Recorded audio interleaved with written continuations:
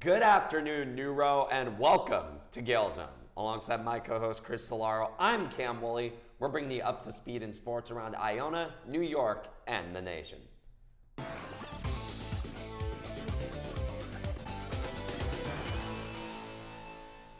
It's been a winning week for Iona soccer as both the men's and women's team came out on top in their latest matchups. For the women's soccer team on Wednesday, October 1st, they were able to come away with a win against St. Peter's, led by the first career hat trick by sophomore Dolene Smith. Smith tallied 2 first-half goals before capping the second in the final minute to increase her season total to 5 goals. It was the third hat trick by a MAC player this season and the second in league play. Junior Camille Daniel also tallied her first collegiate goal in the second half. Rookie Maya Jackson recorded the first multi-assisted game of her career. The Maroon and Gold earned the first MAC win of the season with a shutout performance over the Peacocks at Gioio Shack Field. Cam, what's happening in soccer for the men's? On the men's side, they were also able to come away with a victory in this week's game against St. Peter's. The Gaels made a tremendous comeback after trailing 3-2 at half. After scoring 3 goals in the second, the Gaels were able to top the Peacocks with a final score of 5-3. They hit the road tomorrow to face Fairfield at 7 p.m. Chris, what's going on in volleyball? In volleyball, Iona battled their rivals, the Manhattan College Jaspers, in a thrilling 5-set showdown. In the end, the Gaels came away with their first conference win of the season. The Gaels took control early with back-to-back set wins and even had seen the Jaspers storm back and even the match. But in the end, Iona stood victorious.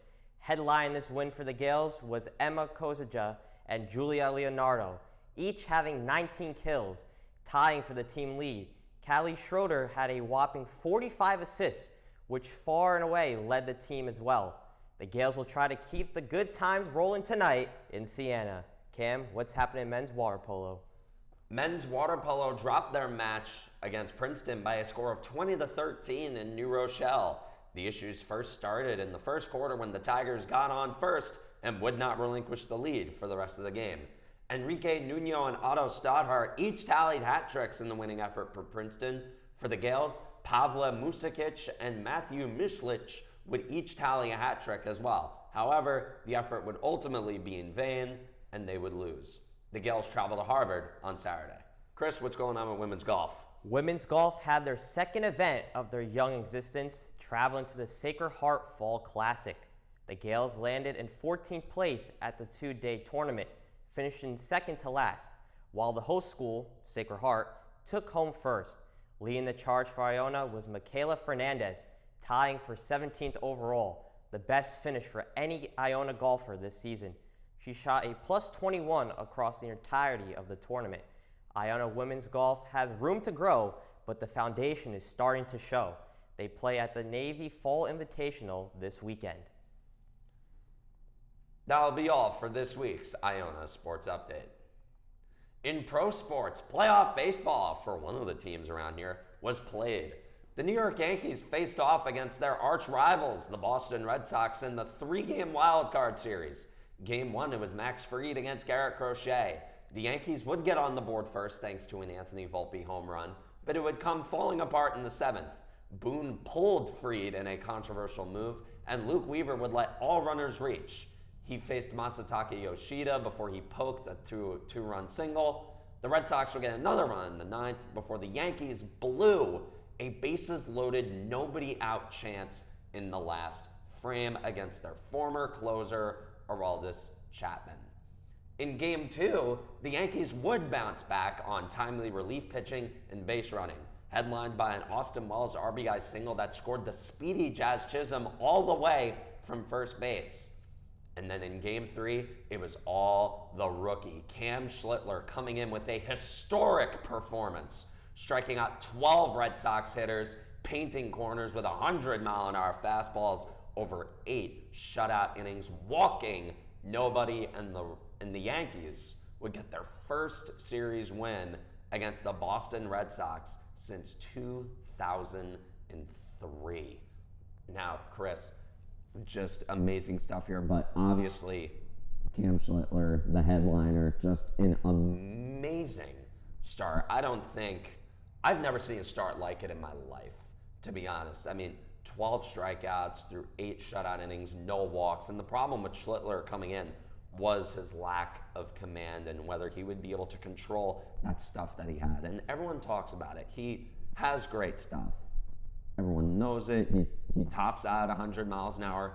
But in this game, there were certain innings where he was sitting 100 miles an hour as a starter. There was that one strikeout. It was a 101 mile an hour sinker. That is 101 with horizontal break and run. That is insane. Yeah, that was a performance by a rookie in a playoff game, do or die game. I mean, the Yankees could have had any better performance from this young rookie. And to do it against the Boston Red Sox, where the Yankees have had a history with them since, the time baseball started, that was a huge performance. And now the Yankees face the Toronto Blue Jays in the American League Division Series, and that's going to be a pretty big series. And, Cam, you're the Yankee fan, what are you looking forward to in this matchup? Well, honestly, I looked at the pitching matchup in Game 1, and for the Blue Jays, it's going to be Kevin Gausman. And I know Gausman's their ace. He's great at what he does, but the big Yankee hitters have good numbers against them, namely Aaron Judge and Giancarlo Stanton. Aaron Judge in his career against Gausman, and it's a lengthy one. He's been in the AL East on 2 teams. Yep. Judge has an OPS close to 1,200, and Giancarlo Stanton is the same thing. So, again, we talk about what we see from the Yankee hitters, what we need to see from Judge and Stanton.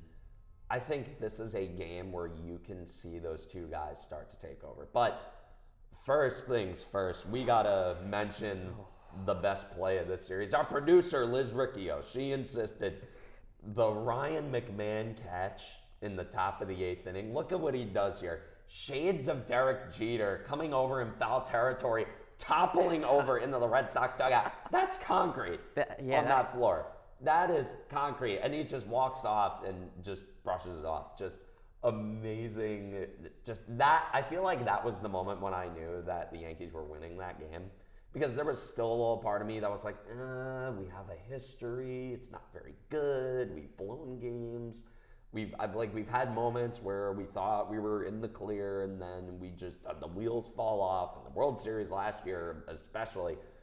But that play, I feel like, really sealed everything. And then Schlittler getting Story to ground out. Literally, the next pitch was just incredible stuff. I personally would have given him the 9th. Yes, me. He was at 108 pitches. I was watching the game with a couple of my buddies, and I was like when the second Volpe fielded that ground ball, I immediately got up and screamed, "Give him the 9th! Give him the 9th!" And I think he would have gotten the shutout personally. I think so too. But I mean, that play is going to be all over social media, and if there's one exciting moment from this 2025 playoff season, it's definitely going to be that play with Ryan McMahon. Oh, my Lord. We'll see if, any other play can beat that, but I think that's going to be the top of the list for right now. Yeah. Game 1, Yankees, Blue Jays, tomorrow at 4 p.m. Chris, let's talk about what happened crosstown, and I give you the floor. 3 games, 3 different moods. Hope, heartbreak, and reminded that baseball never hands out answers. The Mets opened up the final 3 games of the year on the road against the Miami Marlins. New York left runners on, and the bullpen could not hold the Marlins as they scored 6 runs in the middle of the 5th inning to defeat the Mets 6-2. The Mets shut out Miami 5-0 in Game 2 thanks to Clay Holmes pitching 6 strong innings and Pete Alonso's big swing leading the way. In Game 3, Miami's 4-run 4th inning made it 4-0. The Mets went 0 for 8 with runners in scoring position, stranding 10 on base, and Francisco Lindor's double play ball ended the season for the New York Mets. What happened in Miami was more than a series. It marked the conclusion of a 3.5-month collapse that began after June 12th, when the Mets were 45-24, but finished 38-55. Injuries, inconsistent pitching, and lost chances with runners on base converted a promising start into a collapse. And Sunday's loss finally eliminated the Mets from postseason contention. As a Mets fan myself, I gotta speak from the heart. This has been such a disappointing season. We had the best record in baseball. You believe that? The best record in baseball, 45-24. And then after June 12th, it was a slow decline and a train wreck from there. I was embarrassed. The way the Mets lost these games is unfathomable. I mean, you had to do one job: win one game against the Miami Marlins or take one game against the Washington Nationals at Citi Field. And you couldn't even do that. You couldn't even do that. The Marlins are at the bottom of the heap, so is the Nationals, and you could not even take one game. Are you kidding me, Mets? You couldn't even do that? And the sad thing about it is, the Brewers won on Sunday. So the Brewers said, hey, Mets, we won. All you have to do is win one game, and you're in the postseason. The pitching has been a collapse since June 12th. We had the best ERA in the National League, and we had a 5 ERA from June 12th on. David Stearns, you are on the hot seat for this coming offseason. You need to build a pitching staff that can win now. Imagine this: Clay Holmes, Sean Manaea, all these pitchers. I mean, and today, the coaching staff, we wiped out half the coaching staff. So as a Mets fan, it's going to be an interesting offseason, and we'll see what David Stearns and Steve Cohen and the Mets can do after a very disappointing 2025 season. You said it better than anybody could have ever said. I mean, in my opinion, I said this a million times, if the Mets missed the playoffs, it would be the biggest disappointment in the history of a franchise that has honestly been just one giant disappointment. It has been. And like, you came in, you signed Juan Soto in the offseason. That was a territory grab. I say this on every single platform that I go on when I talk about the Mets. You signed Juan Soto. That was a move to say, we're the big act in New York. We're the big act in town. And you can't even make the playoffs. Soto's on the couch while the Yankees are beating their rivals in the playoffs and going on to play another one of their rivals in the division series. When you thought this was going to be a year when the Yankees were going to struggle and flounder and maybe even miss the playoffs because they don't have the superstar that you ripped from them. And you have, like, you look at what's going on at Citi Field.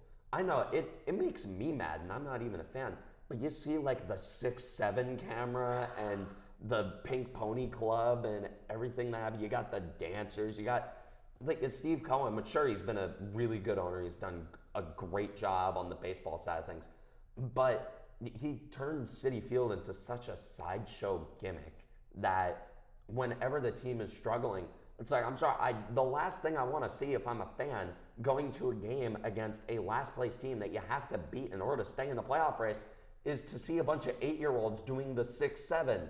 And I don't want to hear Pink Pony Club do it. If I was a Mets fan, I would never want to listen to Chaperone again.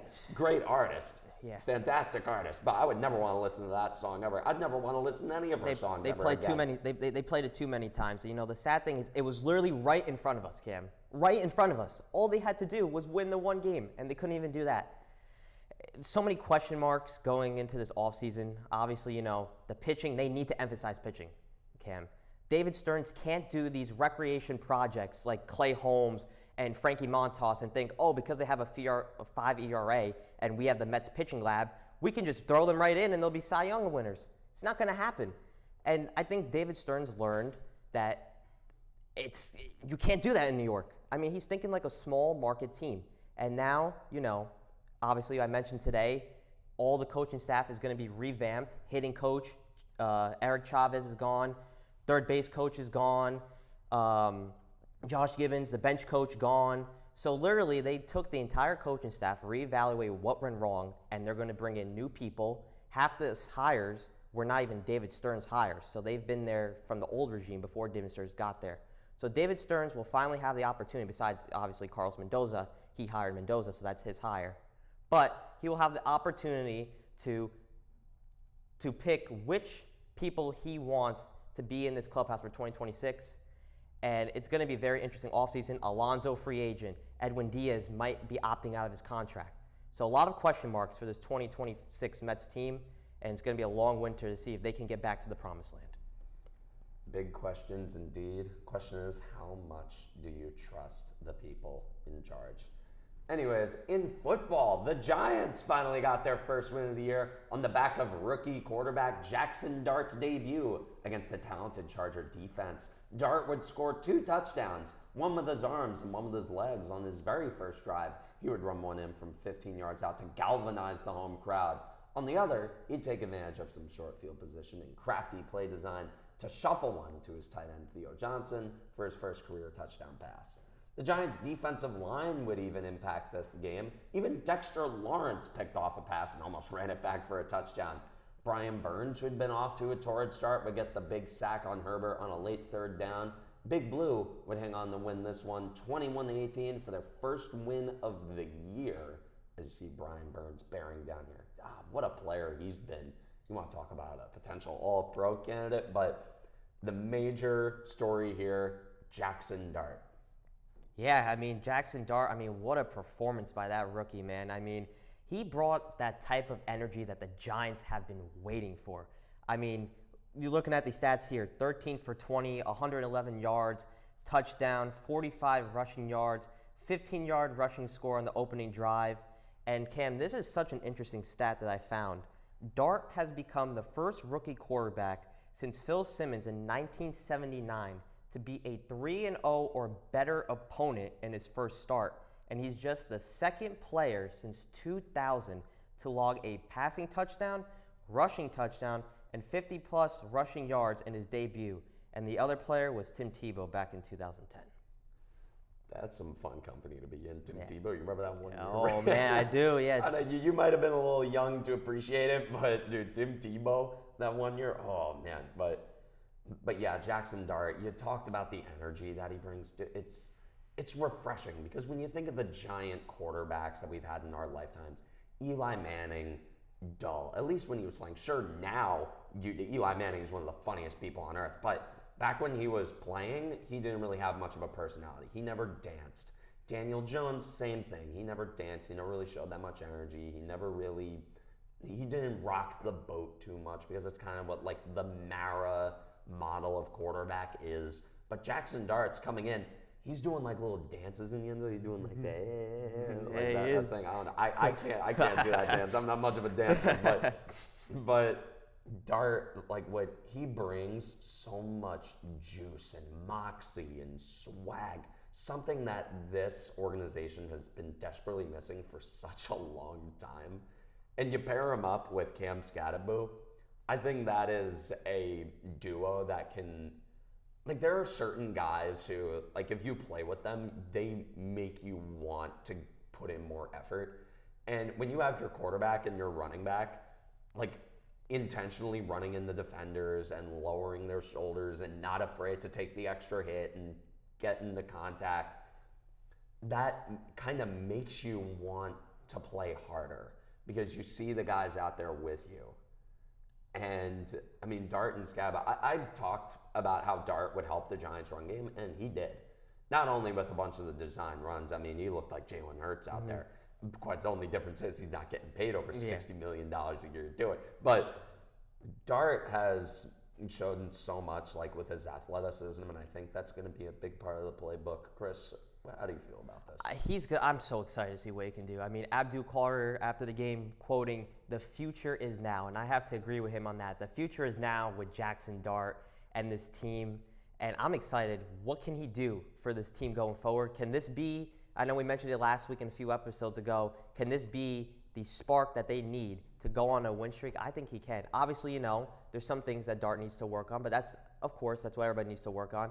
But if he can clean those things up, what he saw on tape, and work towards his next week coming up, oh man, I'm excited. Just talking about Jackson Dart just gives me like this energy. Like I don't even know how to describe him, but I'm so excited to see what he can do. Very exciting indeed. The Giants face New Orleans on Sunday. On to the other team in this town, Chris. Same old Jets. Yeah, it's the same old Jets. As for the New York Jets, things are still as sad for this bunch as they lose to the winless Dolphins on Monday Night Football. A Baron Allen fumble at the goal line would headline this week's disappointments for the Gang Green. A struggling Dolphins team would put together their best performance of the season. The big performer to them was former Giant Darren Waller, catching 2 touchdowns for his first game back after retiring last year. The Jets look to get their first win of the year against the Dallas Cowboys at home on Sunday. Now, Chris, 0-4. Yeah, you can't really say much about that. They're 0-4. They're terrible. It's the Jets. Again, it's the same old Jets. And they bring in Aaron Glenn. And honestly, the only stat that is really saving me here is how the Lions started winless for the first 11 games with Dan Campbell. But even then, dude, he was brought in for good defense. The defense can't stop a light breeze. And this is a talented bunch.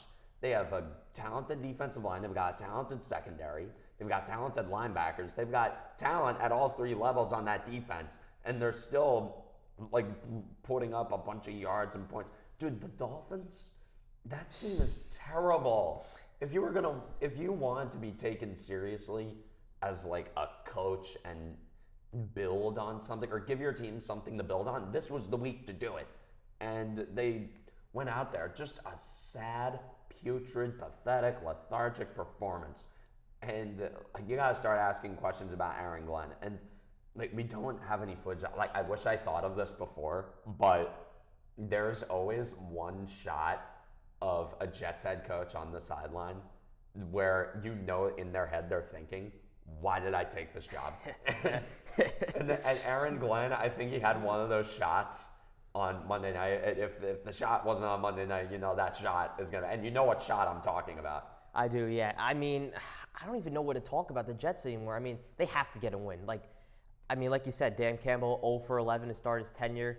But I mean, Jets fans, I don't know what to tell you. I mean, I feel bad for you turning on the game every Sunday just to see, this team just disappoint you time and time again. And, Aaron Glenn, I don't even know what to say. I just wish you luck. That's all I say. I wish you luck, man, because I would love to see you get your first win. It just seems like I'm listening to the pressers every time. Man, he's just so disappointed. He's like, why did I take this job, man? In the back of my mind. But back to Sunday's game against the Giants at home. Not the Giants, the Jets against the Cowboys, excuse me. I hope they get the win. I really do, because if they go 0-5, man, oh my. I mean, that Cowboys defense is terrible. It is. Come on, this is another very winnable game. You're at home. Although MetLife Stadium, that's not. I can't think of a stadium that gives you less home field advantage than MetLife Stadium. I'm being so for real, dude. Even the stadiums where a majority of opposing fans invade them, the home teams do better. Yeah. It's like, look at the Vegas Raiders. Even though they're not that good and their home stadium is always flooded by opposing fans because Raiders fans don't live in Las Vegas, they still at least play better there. You look at SoFi Stadium. I mean, I watched that Thursday night game last night with the Rams and Niners. Half the stadium was, I think even more than half the stadium was red. But even then, I think those environments lend more of a home field advantage to the teams that play in them than MetLife Stadium. Definitely. I mean, if you want to talk about MetLife Stadium, Malik Neighbors just tore his ACL. Yeah. That stadium's out to ours. It is, yeah. But hopefully, Ken, we could come back next week and say the Jets finally won a game. Hooray! But we'll see if they get the win this Sunday. You can't talk Jet fans into believing in this. No. You can't, dude. That is such a. It is so sad. I mean, if you're talking about what Jet fans want to hear, it's nothing that they haven't heard before. That group is such a hardened bunch of cynical fans. There is no better genre of content that I like on the internet, at least in sports, more than the disgruntled Jet fan. There are multiple YouTube channels. There are so many. There's a niche. It's a legit niche on the internet. If you're a mad Jet fan and you kind of know how to edit videos and like work like recording software, you can like that get like 25,000 subs on YouTube. It is like I've seen it. It happens. What about Jets Twitter? Jets Twitter. Oof, boy, I'm not. I need to follow more people. I like Jets YouTube though. Okay. It's a fun group. It is. My God, my heart goes out to you, Jet fans. Jet fans, I am so sorry that this is your existence. All right. The Jets. Oh my Lord. All right. That'll be all from us today here at Gael Zone. On behalf of myself, Chris, and the entire crew here at Gael Zone, thank you so much for tuning in. From Chris Cilauro, I'm Cam Woolley saying take care, have a great weekend, and get your homework done. Go Yanks.